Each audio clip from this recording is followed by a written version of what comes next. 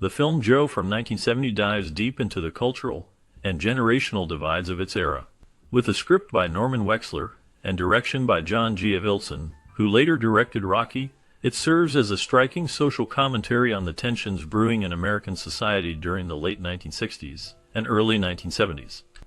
This film marks the debut of Susan Sarandon, who would later gain recognition as a leading actress.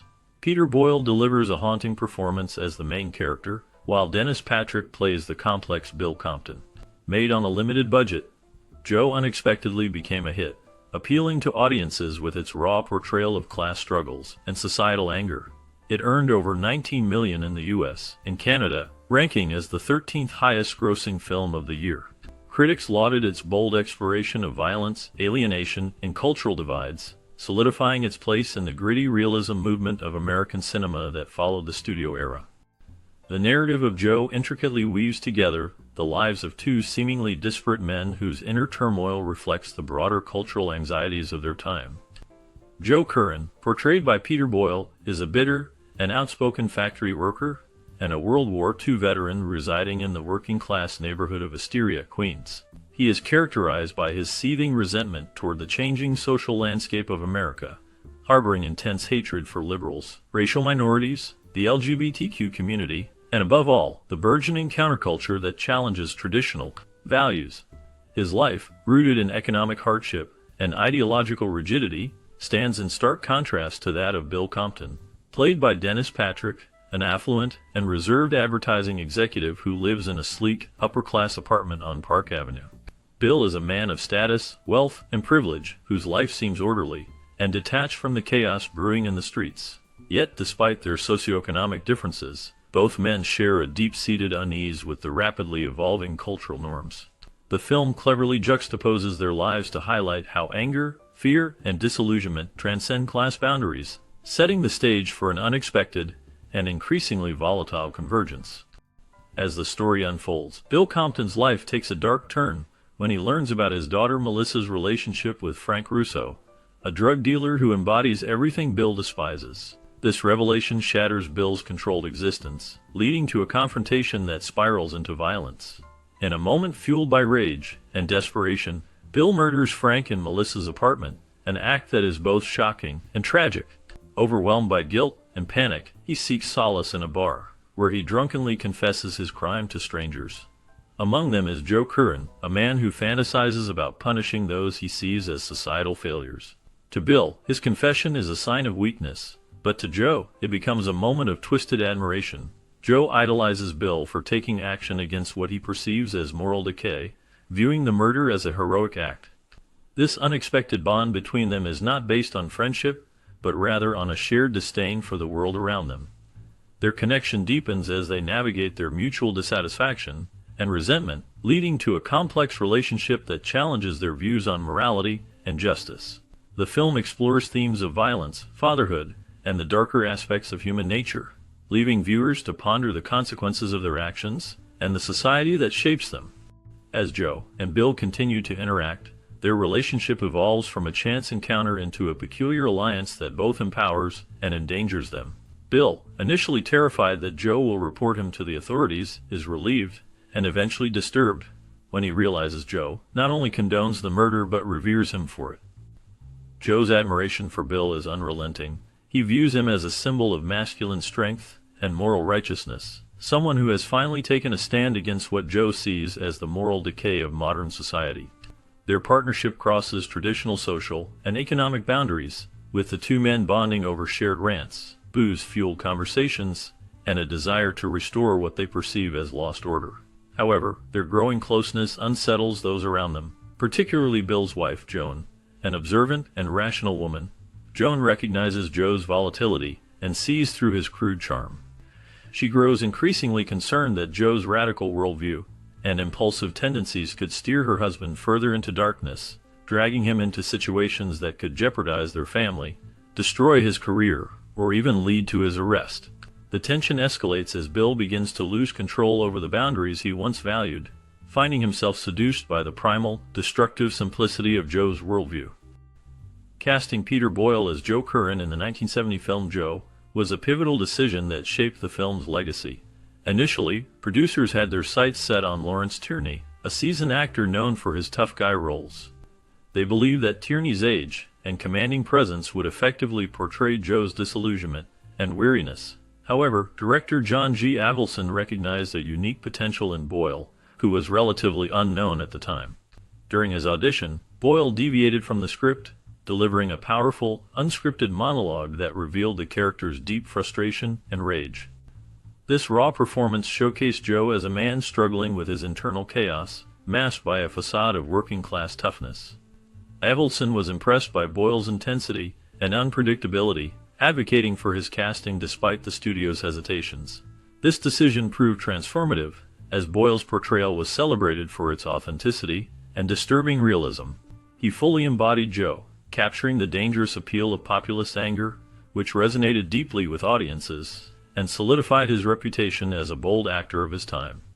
While Joe catapulted Peter Boyle to fame, the actor was deeply unsettled by how audiences responded to the film, particularly to its violent scenes, which were often met with applause and cheers rather than reflection or discomfort.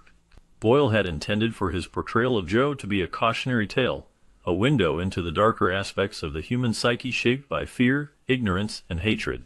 Instead, he found that many viewers interpreted the character as a kind of anti-hero, celebrating his brutal honesty and violent retribution. This reaction profoundly disturbed Boyle, who began to question the ethical implications of his work. In response, he made a personal vow not to participate in films or television projects that glamorized or exploited violence for entertainment. This conviction was tested almost immediately when he was offered the lead role in The French Connection, a gritty crime thriller that would go on to win multiple Academy Awards, including Best Picture and Best Actor for Gene Hackman. Boyle turned it down, unwilling to contribute to what he saw as the normalization of cinematic violence. Ironically, as his career progressed, Boyle found himself appearing in several violent or action-oriented films, suggesting that his earlier stance either softened over time or became increasingly difficult to maintain amid the financial realities and competitive pressures of the film industry. Still, his internal conflict remains a fascinating example of an actor grappling with the power and potential consequences of performance. As the 1980s approached, the cultural landscape began to shift, leading to serious discussions about reviving Joe Curran's story in a sequel titled Citizen Joe. This proposed film aimed to delve into Joe's life after he served a prison sentence for the violent acts he committed at the end of the original movie. Now a free man, Joe would navigate the complexities of a more progressive and politically correct America. He would be portrayed as an aging relic of a bygone era, struggling to reconnect with a society and a family that had moved on without him. A central theme of the sequel was to explore his fractured relationship with his children, who had grown into more liberal and educated adults, constantly challenging Joe's outdated worldview. Cannon Films, known for its low-budget action movies and bold marketing tactics, aggressively promoted the project. They released teaser posters featuring the tagline, "The times have changed, but the man has not. He's back." Despite this promotional campaign, the film never entered production. Reasons for this included creative disagreements, financial hurdles, and a shifting political climate that made Joe, once a symbol of reactionary anger, more controversial and polarizing. The unmade sequel remains a fascinating what-if in cinema history, hinting at potential explorations of redemption, generational conflict, and the enduring scars of cultural division. Adding an eerie layer of resonance to the film's already unsettling themes, Joe found itself mirrored in a chilling real-world tragedy that occurred just weeks before its theatrical release. In Detroit, a man named Arvil Douglas Garland committed a horrific act of violence, murdering his daughter, her boyfriend, and 2 other students inside a university dormitory. The details of the crime bore an uncanny resemblance to the climactic events of Joe, in which the protagonist and his newfound companion commit an act of mass violence under the guise of personal justice. The overlap was so pronounced that the presiding judge in Garland's case took extraordinary precautions to ensure that potential jurors were not influenced by the film's narrative. During jury selection, the court issued an explicit order disqualifying anyone who had seen Joe, fearing that the movie's themes could bias opinions about Garland's motivations or mental state. The incident raised ethical questions about the influence of cinema on public perception and behavior, reigniting debates over whether films merely reflect society's darkest impulses or actively shape them. While no direct causal link was ever proven between the movie and Garland's actions, the timing and thematic parallels remain a haunting testament to the volatile atmosphere of the era and the disturbing relevance of Joe's message. Norman Wexler, the screenwriter of the film Joe, was a complex figure whose brilliance was often overshadowed by his instability. His script for Joe provided a sharp critique of American society during a time of great unrest. However, Wexler's mental health issues made his behavior unpredictable, creating challenges for those around him. When he was on his medication, he could articulate his ideas clearly and engage with others effectively. Yet, when he was off his medication, his actions became erratic and disruptive. One notable incident involved him urinating in a public fountain, which shocked onlookers. In another instance, he threw large amounts of cash into the streets of Washington, D.C., causing panic and chaos among pedestrians. These unpredictable moments contributed to the image of Wexler as a tortured artist, someone who could capture the turmoil of society in his writing while struggling with his own inner demons. His behavior infused the production with a sense of chaos that resonated with the film's themes of emotional instability and societal breakdown. The experiences of the cast and crew were deeply influenced by Wexler's unpredictable nature, reflecting the very essence of the story he sought to tell. Peter Boyle's commitment to the character of Joe went beyond dialogue delivery. His improvisational instincts helped shape some of the film's most memorable and discomforting moments. A particularly challenging scene for Boyle was the nude love sequence with the young hippie woman played by Patty D'Arbanville. The scene, shot in a cramped, unglamorous setting, was emotionally and physically vulnerable for both actors, particularly Boyle, who felt self-conscious about his body and the raw intimacy the role demanded. Despite his insecurities, Boyle leaned into the discomfort with a mixture of humor and spontaneity.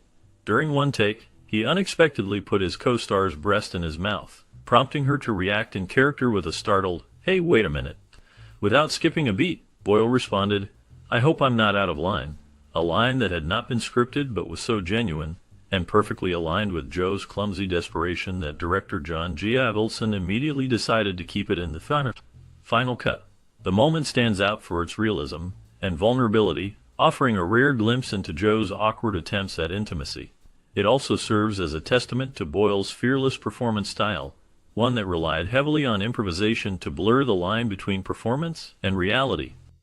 In 1970, Susan Sarandon made her film debut in the movie Joe, marking a significant moment in her acting career.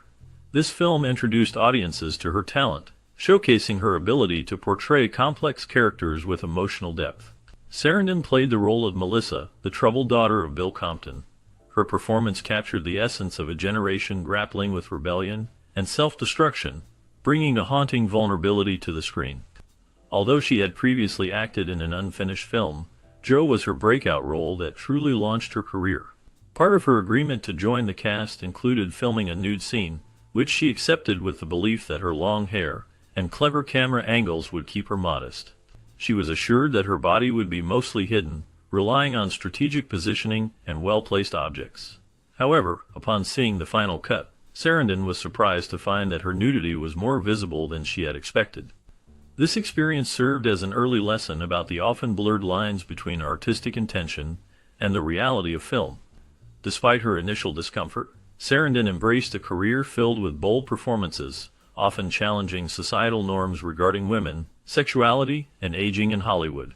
Her work in Joe remains a pivotal moment in her journey, leading to an illustrious career that would earn her an Academy Award and establish her as one of cinema's most fearless actresses. Reflecting on the film Joe, it becomes clear how it captured the essence of a turbulent time in American history. The unexpected success of this low-budget film highlights the audience's hunger for authentic storytelling that addresses real societal issues. Susan Sarandon's debut performance, alongside Peter Boyle's intense portrayal, brought to life the struggles and frustrations of a generation.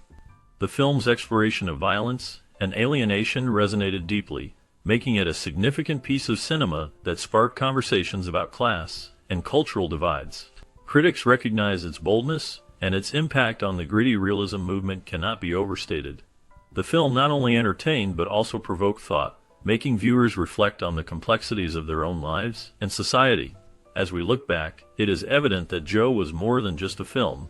It was a mirror reflecting the challenges and emotions of its time, leaving a lasting impression on both audiences and the film industry.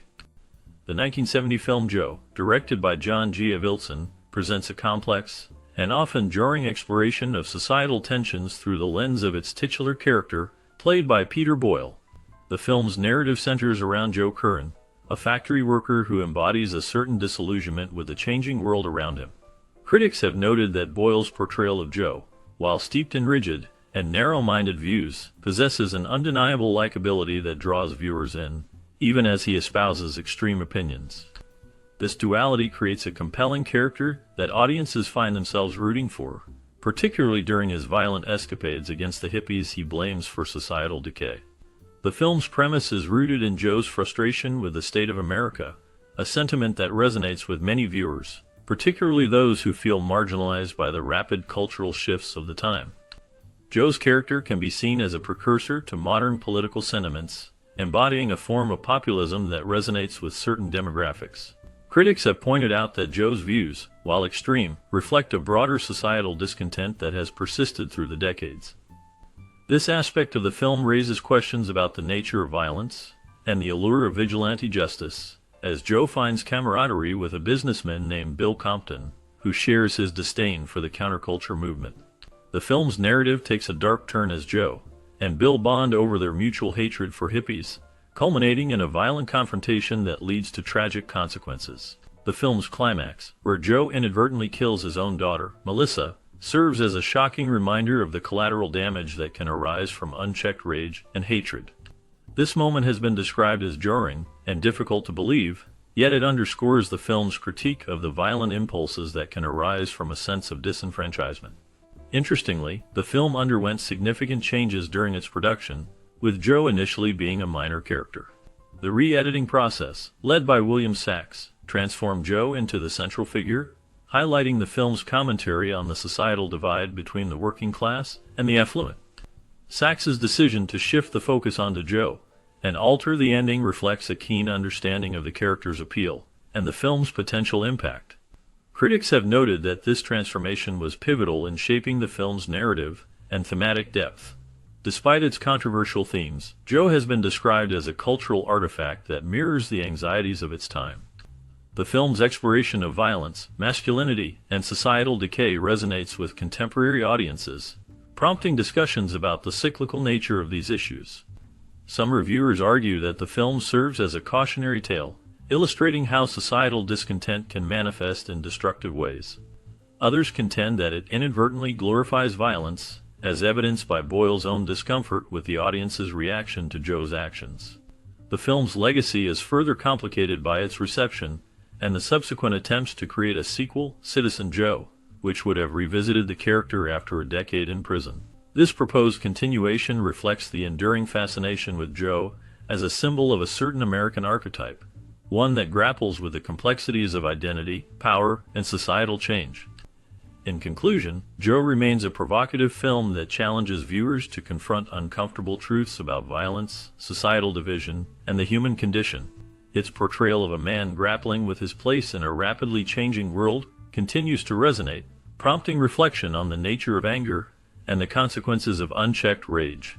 The film's ability to evoke such diverse opinions speaks to its complexity and relevance, making it a significant piece of cinematic history that invites ongoing discussion and analysis.